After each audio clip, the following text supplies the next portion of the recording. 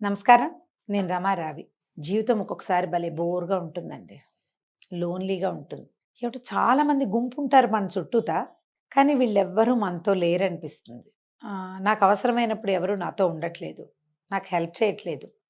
నాకు మంచి మాట చెప్పేవాళ్ళెవరు లేరు. నా ఐడియాతోటి ఏకీభవించట్లేదు ఎవరు. ఇలాంటి భావాలు సాధారణంగా ఆడవాళ్ళందరికీ ఏదో ఒక స్టేజ్‌లో కలుగుతాయండి. జనరల్‌గా ఇది 30, 40 మధ్యలో ఎక్కువ దీన్ని ఫేస్ చేస్తూ ఉంటాం. మనకేదో ఐడియాలజీ ఉంటుంది. ఇంట్లో వాళ్ళు దాన్ని సహకరించరు. ఒకళ్ళు ఏటికి లాగితే ఇంకోళ్ళు కోటికి లాగుతూ ఉంటారు. అందరూ ఉన్నా నేను లోన్‌లీగా ఉన్నాను.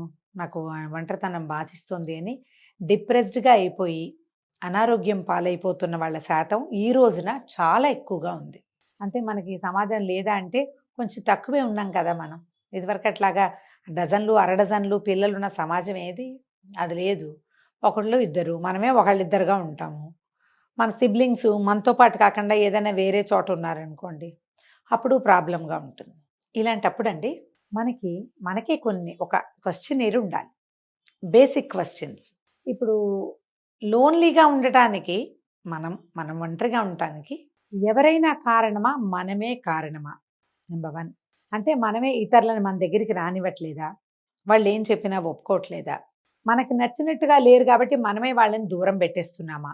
అనేది ఆలోచించాలి. ఇప్పుడు చూడండి, నాకు నచ్చినప్పుడు మీరందరూ నా దగ్గరుండాలి. నాకు నచ్చకపోతే మీరు మాయమైపోవాలి అంటే ఎట్లా కుదురుతుంది? కుదరదు గదా! అంటే ఇందులో తప్పు మనదే. ఇదొకటి మనం ఆలోచించాలి. అండ్ రెండో విషయం ఏంటంటే, నేను వీళ్ళు నా దగ్గర నుంచి సెపరేట్ అయిపోవటానికి నేను కారణమా? వీళ్ళు కారణమా? లేదా పరిస్థితులు కారణమా? ఇది కూడా ఆలోచించాలి. నేను మరీ సెల్ఫిష్‌గా ఉంటున్నానా? ఇది ఆలోచించాలి. నాకేది నచ్చకపోవటానికి, అన్ని ప్రాబ్లమ్స్‌గా కనిపించటానికి, నాకేమైనా లోపల అనారోగ్యం ఉందా? శారీరకమా? మానసికమా? ఈ ప్రశ్నలు 4టికి కనుక మనకు ఆన్సర్‌లొచ్చాయంటే, మనమేం పెద్ద లోన్‌లీగా ఫీల్ అవ్వమండి. ఇప్పుడు మన కజిన్స్ అనుకుందాం, లేదా సిస్టర్సు, బ్రదర్సు, సిబ్లింగ్స్. జనరల్‌గా సిబ్లింగ్ రైవల్రీ ఎక్కడ స్టార్ట్ అవుతుందండి? చిన్నప్పటి నుంచే మొదలవుతుంది మనకి. అన్నయ్యని బాగా చదివిచ్చారు, నన్ను చదివించలేదు. అన్నయ్య బర్త్‌డేలు బాగా చేశారు, నన్ను బాగా చేయలేదు. వాడికి మంచి అవకాశాలొచ్చినాయి, నాకు రాలేదు. లేదా అక్కకి నచ్చిన పెళ్లి చేశారు. లేదా అక్కయ్యే అనుకుంటుంది, నాకేమో అరేంజ్డ్ మ్యారేజ్, చెల్లిదేమో దాన్ని ఇష్టారాజ్యంగా దాన్ని లవ్ మ్యారేజ్ చేశారు. దాని మన్మాని నడుస్తుంది. అమ్మకో, నాన్నకో అదంటే ఇష్టం, లేదా వాడంటే ఇష్టం. ఇలాంటి భావాలు ప్రతి ఇంట్లో, ఇద్దరు లేదా ముగ్గురు పిల్లలున్న ప్రతి ఇంట్లోనూ ఉంటాయండి. లోపలెక్కడో ఉంటాయి. మధ్య మధ్యలో మనం చుట్టాల వల్లో, ఫ్రెండ్స్ వల్లో ప్రొవోక్ చేయబడతాం. పక్కన క్లోజ్ సర్కిల్స్‌లో నీకైతే చేయలేదు, మీ అక్కయ్యకైతే చేశారు మీ ఫాదర్ వాళ్ళు. లేదా మీ చెల్లిని బాగా చూశారు. ఇలాంటివి. అక్కయ్యకేమో 21కి, 22కి పెళ్లి చేస్తారు. చెల్లెలు 27, 28, 29, 30 వచ్చినా దాని ఇష్టారాజ్యంగా అది హాయిగా తిరుగుతూ ఉంటది. ఆ ఊరు, ఈ ఊరు వెళ్ళిపోతుంది. అన్నీ చేసేస్తూ ఉంటుంది. ఏది కావాలంటే అది చేస్తుంది. చెల్లెలకి విపరీతమైన స్వాతంత్రం ఉంటుంది. అక్కయ్యలకి ఏ స్వతంత్రం ఉండదు. పెద్ద పిల్లలకి విపరీతమైన కంట్రోల్ ఉంటుంది. రెండో వాళ్ళకి ఫ్రీడమ్ ఉంటుంది. ఈ దశల్లో ఫ్రీడమ్ లభిస్తోందని చెల్లెల్ని చూస్తే అక్కయ్యకి మంటగా ఉంటుంది. ఈ చెల్లెళ్ళకి పెళ్ళిళ్ళయ్యేసరికల్లా అమ్మా, నాన్న పెద్దవాళ్ళైపోతారు. తనకి పెద్దగా కేర్ లభించదు. ఫ్రీడమ్ లభిస్తుంది గానీ, అక్కయ్యకి లభించిన ఎట్‌మోస్ట్ కేర్ నాకు లభించలేదని చెల్లెలికి బాధగా ఉంటుంది. ఒకటి పాయింట్. ఒక నాణెమే. దానికి అదొక పార్శ్వము, ఇదొక పార్శ్వం. అదో వైపు, ఇదో వైపు. బ్రదర్స్ అండ్ సిస్టర్స్‌లో కూడా ఇదొస్తుంది. 2 బ్రదర్స్‌లోనూ లేదా 2 సిస్టర్స్‌లో కూడా ఇదొస్తుంది. ఇదొక ప్రాబ్లమ్. అయిందా? అక్కడి నుంచి ఫ్రెండ్స్‌లో ఒకళ్ళ బాయ్ ఫ్రెండ్స్‌ని ఒకళ్ళు లాగేసుకునే ప్రక్రియ. ఒకళ్ళ పరిచయాల్ని రెండో వాళ్ళు వాడేసుకునే ప్రక్రియ. ఇది కూడా సిస్టర్స్, బ్రదర్స్‌లో కూడా జరుగుతుందండి ఇది. అక్కయ్యకి ఎవరైనా ఒక అబ్బాయి నచ్చితే అదే అబ్బాయి చెల్లెలు కూడా నచ్చటం. అక్క, చెల్లి ఇద్దరు కలిసి ఒక్క అబ్బాయి కోసమే పోరాడుకోవటం. కొద్ది రోజులే జరుగుతాయి. తర్వాత ఆ అబ్బాయి ఎళ్ళిపోతాడు. అక్క, చెల్లి మిగిలిపోతారు. వీళ్ళకి వేరే వేరే పెళ్ళిళ్ళయిపోతాయి. ఆ చిన్నప్పుడు జరిగిన ఈ టగ్ ఆఫ్ వార్‌ని మర్చిపోరు. పెద్దయ్యాక వీళ్ళిద్దరికీ స్నేహం కలవదు. లోన్లీనెస్ ఆటోమేటిక్‌గా వస్తుంది. మనకున్నదే ఇద్దరు. అందులో మనిద్దరం కొట్టుకు చచ్చి ఒంటరిగా ఉండిపోతే ఇప్పుడు ఇందులో ఎవరిది తప్పని మనం అనగలుగుతామండి? కదా! ఇలాంటివే కాకుండా అనేక రకాల పిచ్చి, చిన్న, సింపుల్, సిల్లీ థింగ్స్ తోటి కూడా మనం వ్యక్తుల నుంచి సెపరేట్ అయిపోతాం. క్లోజ్ సర్కిల్స్‌లో లోన్లీగా మిగిలిపోతాం. అసంబద్ధమైన ఆలోచనల వల్ల మనం ఇతరులకి దూరం అవుతూ ఉంటాం. సెల్ఫిష్ థింగ్స్ వల్ల ఇతరులకి దూరం అవుతాం. క్లోజ్ సర్కిల్స్‌లోని దూరాలైపోతాం. తెలివి తక్కువ ఐడియాలు, అన్‌ప్లాన్డ్‌గా ఏవో ఒకటి చేసేసి, ప్లాన్ సరిగ్గా చేయకుండా, బ్యాడ్ ప్లానింగ్ తోటి విషయాలు చెడగొట్టేసి, డబ్బులు పాడు చేసి, సమయం వృధా చేసి, అందరిని వాడేసి, మొహం చెల్లక లోన్‌లీగా అయిపోతారు ఇంకొంతమంది. ఇవన్నీ కారణాలే. ఇవేవీ కాకుండా శారీరకమైన అనారోగ్యాలతోటి బ్రెయిన్‌లో రకరకాల ఈక్వేషన్స్ బోలెడన్ని కెమికల్స్ ఉంటాయట. అవేవో కొన్ని తక్కువైతే కూడా లోన్లీనెస్ బాధిస్తుంది. ఇవి ఇర్రిపేరబుల్‌గా అయిపోయిన వ్యవహారాల్ని మనం ఏం చేయలేమండి. కానీ కొన్ని రిపేరబుల్ థింగ్స్ ఉంటాయి.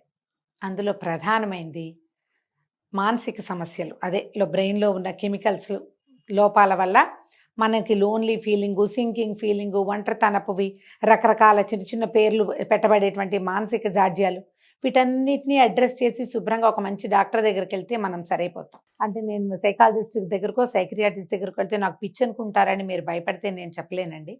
అలాంటివేం లేవు. ఈ కాలం అందరూ సైకియాట్రిస్ట్‌ని, సైకాలజిస్ట్‌ని కన్సల్ట్ చేస్తున్నారు. మీరొక మంచి హోమియో డాక్టర్‌ని చూసినా మీకొచ్చిన చిన్న చిన్న మానసికమైన అనారోగ్యాల్ని హ్యాపీగా అడ్రెస్ చేయొచ్చు. చక్కగా తగ్గించుకోవచ్చు. అనతి కాలంలో చాలా చిన్న టైంలోనే మీరు చిన్న చిన్న సమస్యలు ఇప్పుడే మొదలైతే గనక వాటిలోంచి బయటపడిపోవచ్చు. నంబర్ 1. అండ్ నంబర్ 2, సిబ్లింగ్స్ తోటి మీకేదైనా సమస్యలుంటే వాటిని సార్ట్ ఔట్ చేసుకోండి. అక్కయ్యలతోటో, అన్నయ్యలతోటో, తమ్ముడితోటో, చెల్లెలతోటో ఏదైనా ఇబ్బంది. వాట్ ఈజ్ వాట్ అని ఒకసారి మాట్లాడుకోండి. ఈ మాటలతోటి తెమలదు. అయినా సరే మళ్ళీ మొదలుపెట్టండి. నువ్వు లేనిదే నేను ఉండలేను. మనిద్దరం ఒకే చెట్టుకు పూసిన 2 పువ్వులం. మనిద్దరం కలిసి ఉందాం. ఒక రెమ్మకున్న 2 ఆకులు నువ్వొకటి, నేనొకటి. మనిద్దరం కలిసి ఉండాలి. పాతవన్నీ వదిలేద్దాం. లెట్ గో చేద్దాం అని ఈ లెట్ గో చేసి అక్కయ్యనో, చెల్లెలనో కలిపేసుకోండి. పాతవి మనం మాట్లాడుకోవద్దు. తవ్వుకోవద్దు. హాయిగా ఉందాం కలిసి. కలిసి ఉందామని హాయిగా కలిసి ఉండండి. సిబ్లింగ్స్ తోటి సరి చేసుకోండి. అక్కడి నుంచి cousins, close friends. Cousins, friends జనరల్‌గా సమానంగానే ఉంటారు. ఈ ఫ్రెండ్స్ తోటి కూడా ఏదైనా బిగ్గర్ ఇష్యూ అంటే మధ్యలో మూడో మనిషి ఉండి ఒక మనిషి కోసమే మీ ఇద్దరు చెరో పక్కన లాగితే నేను చెప్పలేను గానీ, ఏదైనా ఇష్యూస్ వల్ల మీకు మధ్య ప్రాబ్లమ్ వస్తే ఒకసారి మాట్లాడుకుని సార్ట్ ఔట్ చేసుకోండి. దీనికోసం ఇంకొకరి సహాయం కూడా మీరు తీసుకోవచ్చు. అప్పుడు మీరు ఈ లోన్లీనెస్‌ని, ఈ సింకింగ్ ఫీలింగ్‌ని, ఈ ఒంటరితనపు భావాలు, నాకెవరు లేరు, నన్నందరూ వదిలేశారు లాంటి భావాల నుంచి బయటకొచ్చేస్తారు. ఇవి స్టార్టింగ్‌లో జస్ట్ చిన్నవిగా కనపడతాయండి. ముందుకెళ్ళే కొందికి అవి మీకు పెద్ద అనారోగ్యాల కింద పరిణమించొచ్చు. సమాధానం లేని జబ్బులుగా మారచ్చు. శారీరక, మానసిక అనారోగ్యాలుగా కూడా పరిణమించొచ్చు. చాలా రకాల క్యాన్సర్‌లకి స్ట్రెస్ ఒక కారణమని ఇవాళ రేపు చదువుతున్నామండి. చాలామంది పెద్ద పెద్ద డాక్టర్లు రాసేటప్పుడు స్ట్రెస్ రిలేటెడ్ ఇష్యూస్ అని రాస్తున్నారు. ఈ స్ట్రెస్‌ల్లో ప్రధానమైంది లోన్లీనెస్. లోపలిది చెప్పుకోలేకపోవటం.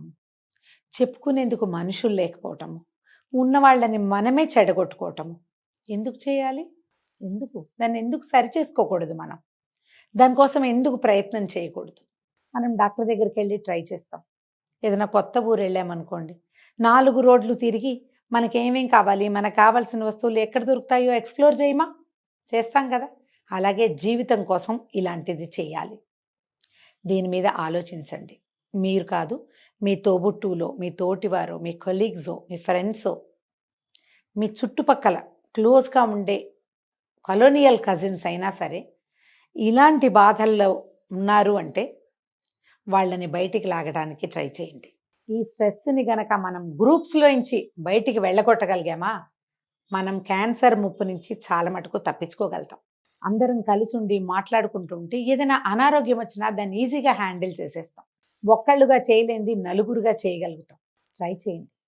మీ ఫ్రెండ్స్‌లో, మీ క్లోజ్ సర్కిల్స్‌లో ఇలా బాధపడే వాళ్ళుంటే వాళ్ళని బయటికి లాగటానికి ఒక బృహత్తర కార్యక్రమంలాగా పెట్టుకోండి దాన్ని. దానివల్ల మీకు కలిగే ఆనందం, నేను నోటితో చెప్పేది ఇంత చిన్న విషయం కాదండి అది.